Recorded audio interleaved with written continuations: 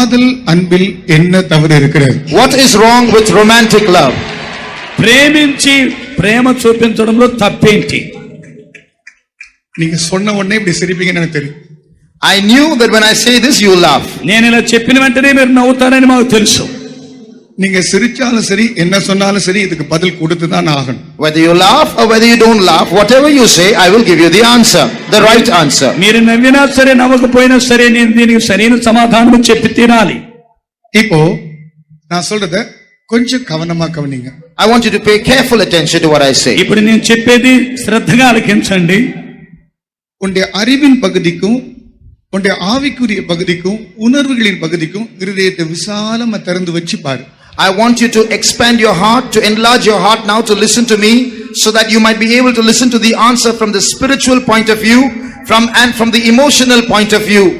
ఇప్పుడు మీ హృదయాన్ని తెరచి నేను చెప్పేటువంటి దాన్ని మీ హృదయాన్ని విశాలపరుచుకొని చెప్పేదానికి సరైనటువంటి సమాధానం వస్తున్నది అనేటువంటి దాన్ని గ్రహించి ఆత్మీయ సంబంధమైనటువంటి కార్యములకు తగినటువంటిదిగా నేను చెప్పేటువంటి విషయాన్ని మీరు గ్రహించండి. And from the intellectual point of view.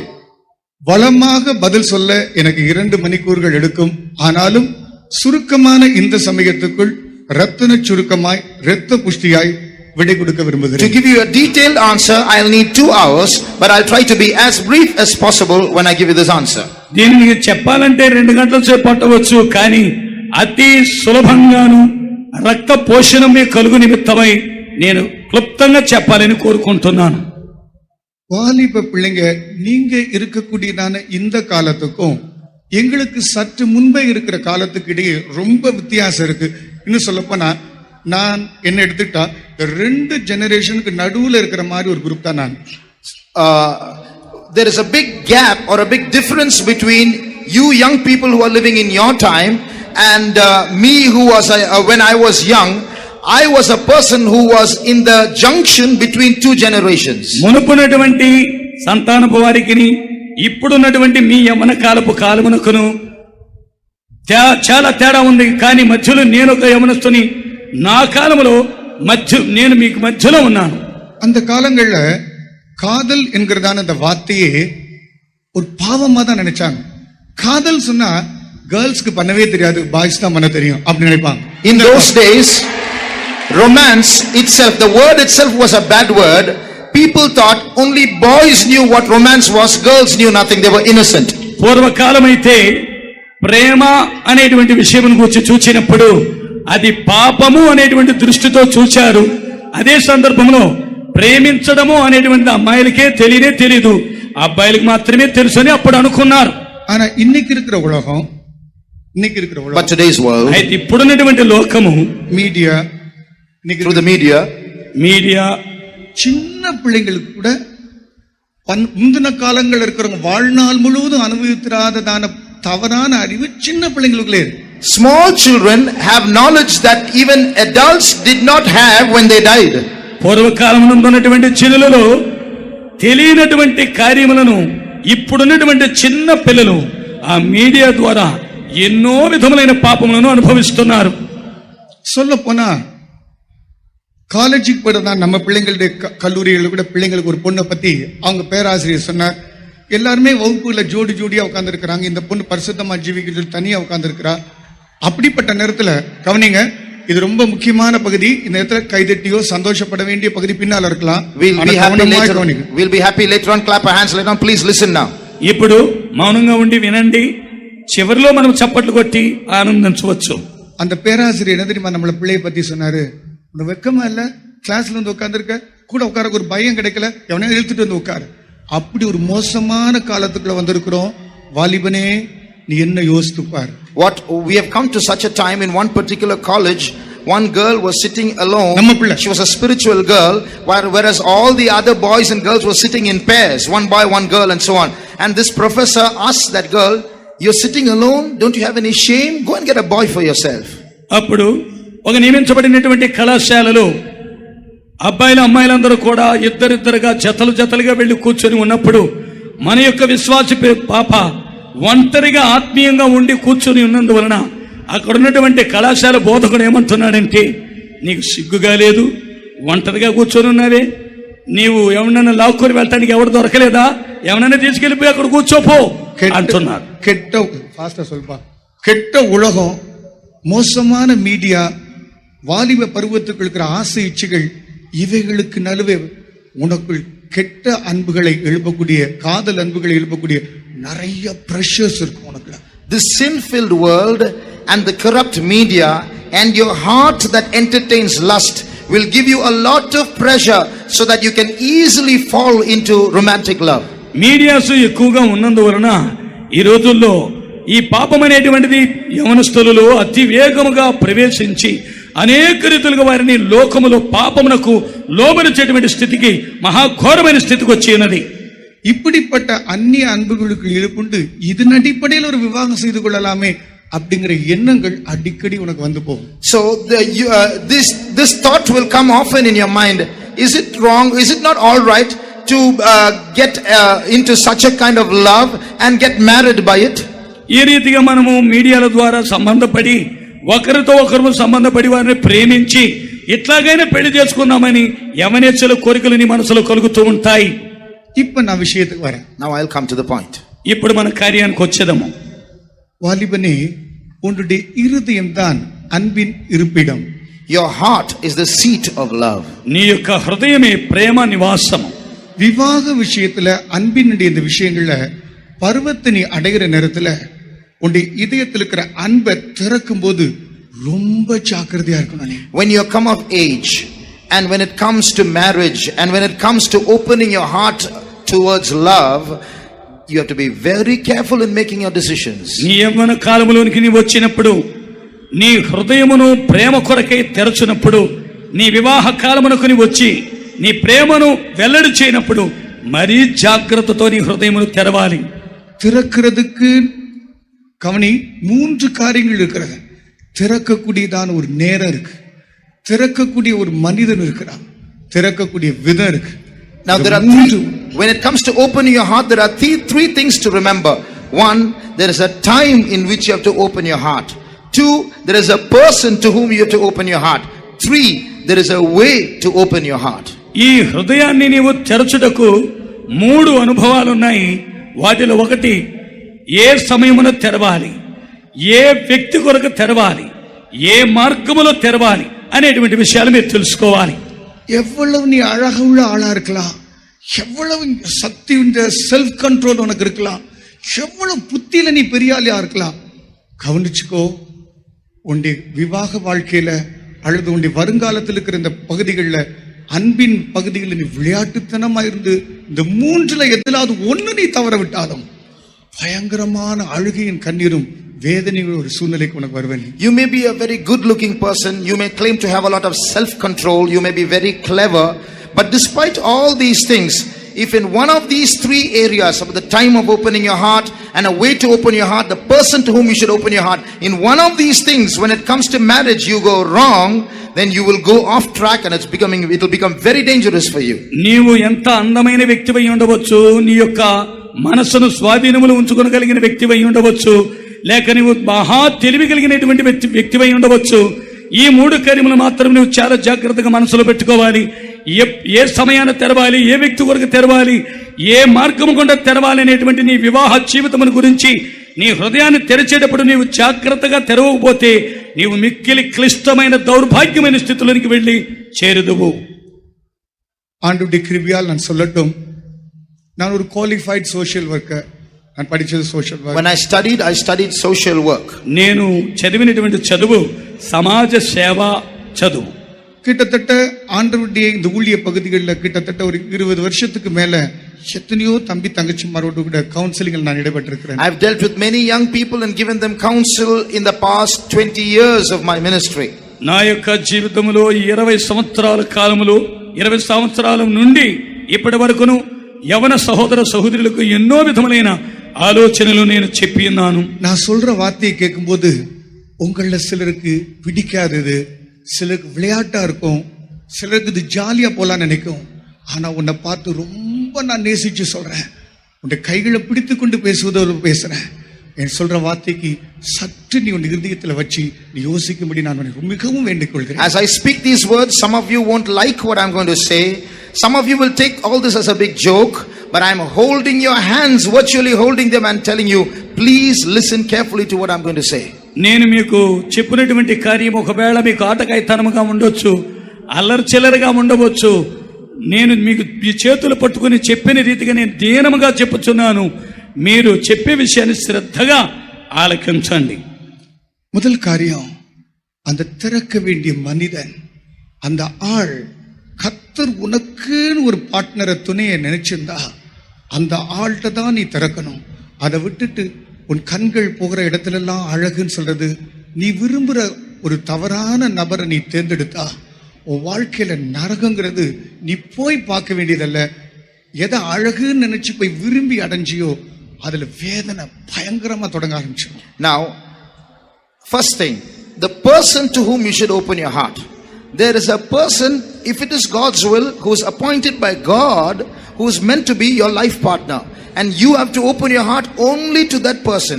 Now, if you are going to go after good looks and fall in love with a wrong person and you open your heart, then I tell you, in course of time, hell is not going to be something you go and experience after you die. Hell you will experience on earth itself. నీవు నీ హృదయమును తెరవవలసినటువంటి సమయమును గురించి, వ్యక్తిని గురించి చెప్పుచున్నాను. దేవుడు నీ కొరకై నియమించినటువంటి భాగస్వామి యొద్ద మాత్రమే నీ హృదయమును తెరవవలనే కాని అలాగును కాక నీకు కనిపించినది అందముగా ఉన్నదని అక్కడ నీ హృదయమును తెరచి ప్రేమలో పడి అటువంటి వివాహమును చేసుకున్నట్లయితే నీవు వెళ్ళిపోయి చేరబోయేటువంటి స్థలం ఏదంటే నీవు చివరికి అనేక విధములైన వేదనలు సమస్యలతో కూడి బాధపడి నీవు నరకములో పోయి పడతావు.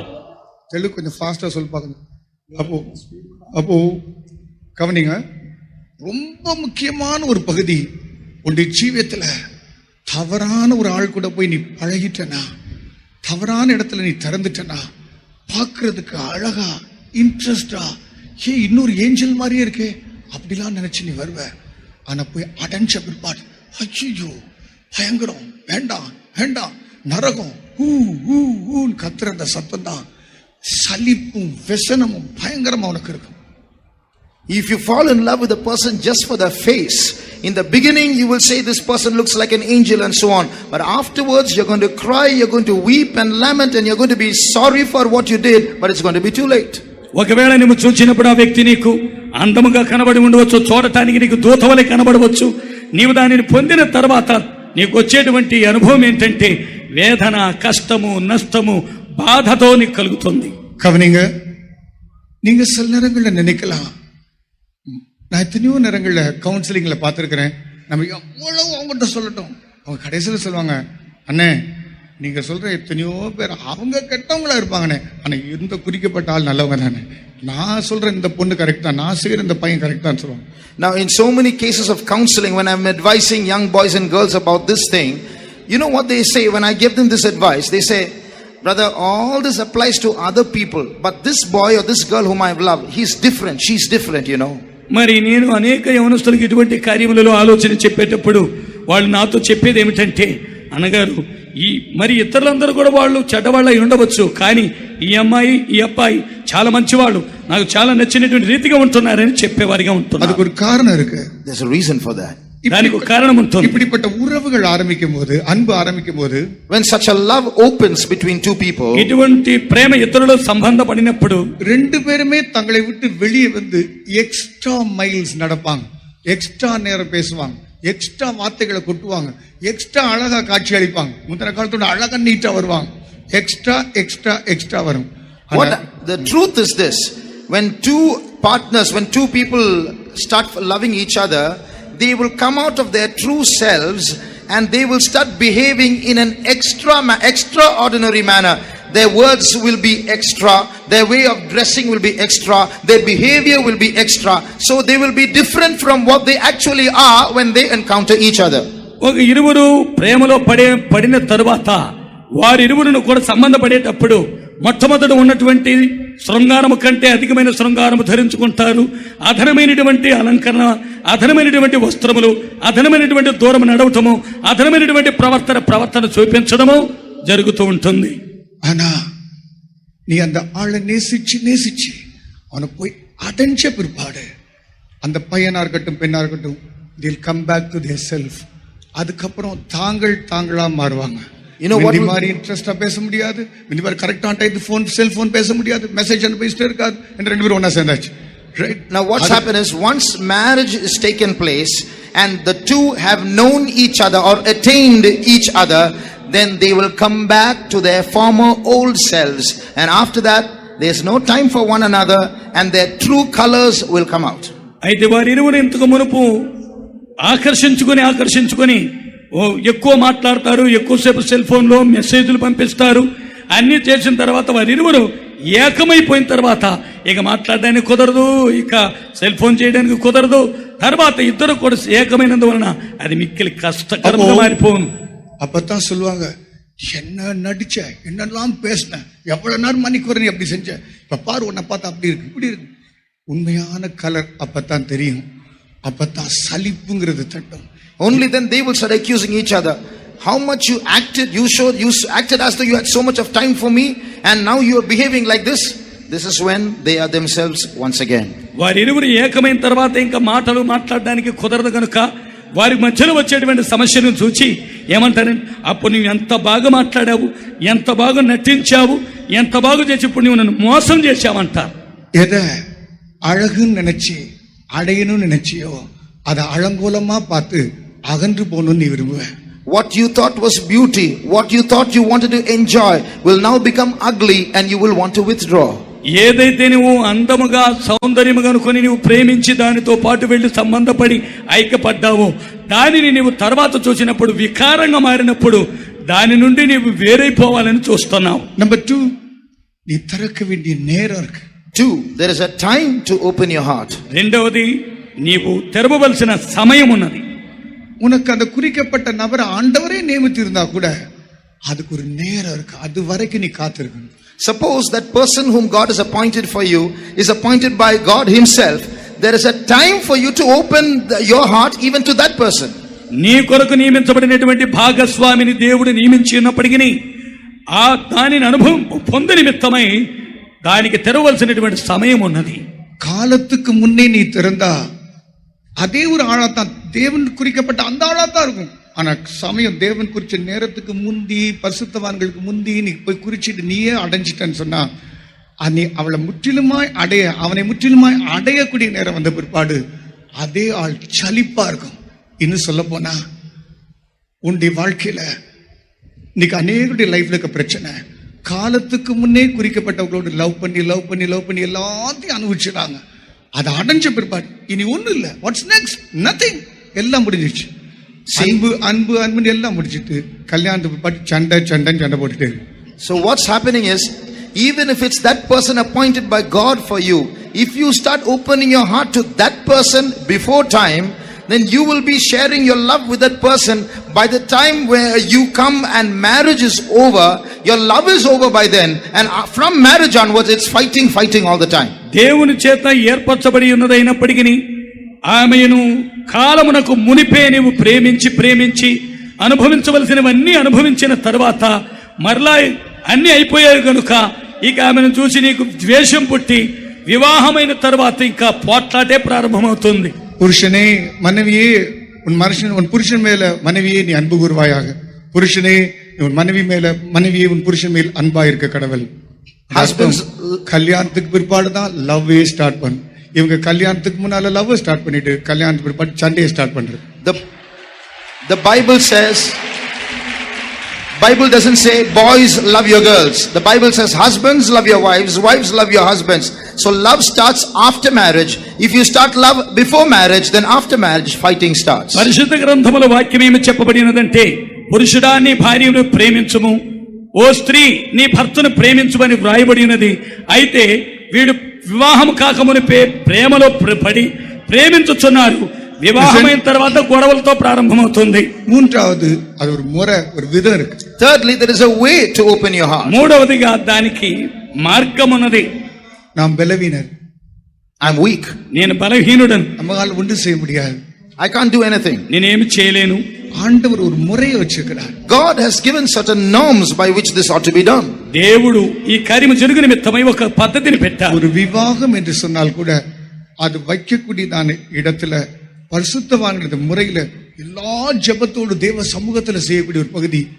நீ அந்த முறையில நீ செய்யாட்டா அதில் இருக்கக்கூடிய பலனும் கிருபையும் உனக்கு கிடைக்காது. Now if you don't, there is a way to do this thing in the presence of God, in the presence of the saints. There is a way to get married. If you don't do it according to that order, then the grace and the strength that you have to get through that ordained marriage will not be there with you in your married life.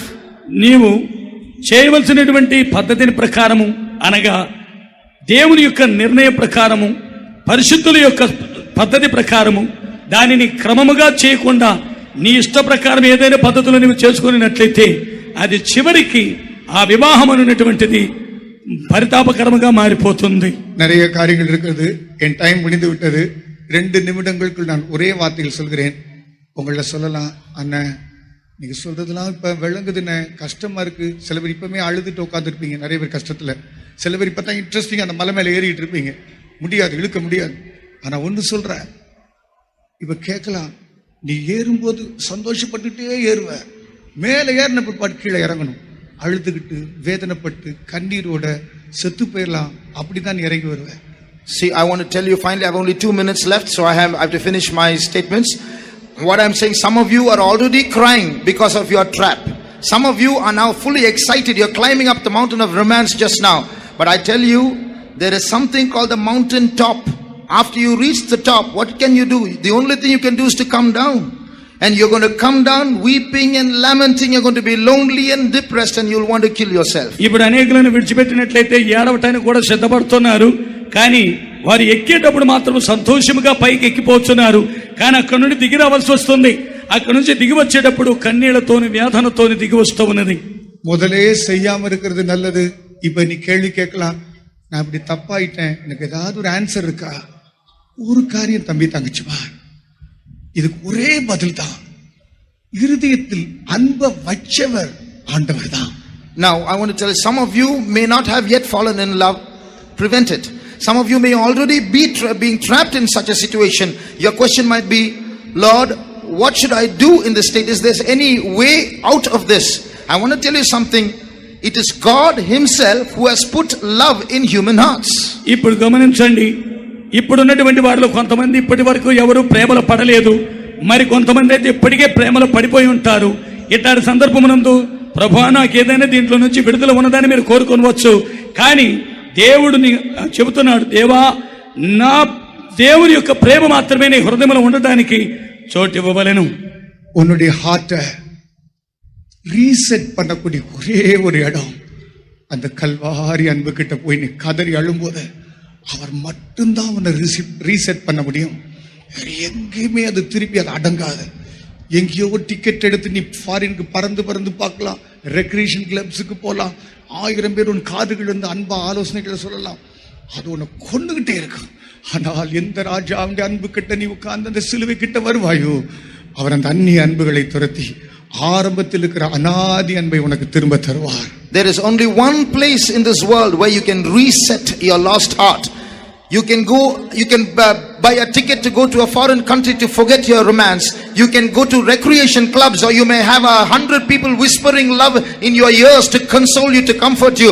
All that's only going to kill you. There's only one place you can reset your heart and bring it back to normalcy. That's Calvary, where you submit to the love of Calvary. He can retune your heart to make it healthy. నీ హృదయంలో ఉన్నటువంటి ప్రేమను నీవు పోగొట్టుకొని చివరికి నా హృదయమును ఎవరు సరిచేయగలడు, నేను మరలా పాత స్థితికి ఏ రీతికి రాగలనని నీవు అనుకున్నట్లయితే, ఒకవేళ నీవు విమానములో ఇతర దేశములకు ఎగిరి ఉండవచ్చు, లేక వేల మంది ప్రజలు వచ్చి నీ చెవులో నీకు ఆలోచనలు చెప్పి ఉండవచ్చు. అయినప్పటికీ నీకు ఇటువంటి ప్రేమ దొరకకపోయిన ఎడల నీవు నీ ప్రేమను పొందవలసినటువంటి చోటు ప్రభు అయినటువంటి యేసు క్రీస్తు యొక్క కల్వరి. ఆ కల్వరి చోటుకు వస్తే నీ అన్య ప్రేమలను తొలగించి ఆ కల్వరి ప్రేమతో నిన్ను మరలా ఆది ప్రేమలోనికి తీసుకుని వచ్చి నిలబెట్టును. இந்த நாட்கள்ல அந்த கல்வாரி அன்பை கதறி கதறி அழுது உன் இருதயத்தில் இருக்கிற அந்நிய அன்பை விரட்டுனா ஜெயம் உனக்கு இப்பொழுதே கிடைத்து விட்டது. If you- கர்த்தர் நமக்கு உதவி செய்யும். If you cry out for that love of Calvary and pray to the Lord to give you that love, He will chase out that strange love and fill you with His love. May the Lord help us. మీరు ఈ ప్రేమల నుండి విడుదల పొందవాలనంటే ప్రభువైనటువంటి యేసు క్రీస్తు యొక్క Calvary యుద్ధకు వచ్చినట్లయితే అన్య ప్రేమలను ఆయన పారద్రోలి ఆయన యొక్క ప్రేమను మరలా నీకు ఇచ్చి నిన్ను ఆది ప్రేమలోనికి తీసుకుని వచ్చి నిలబెడతారు.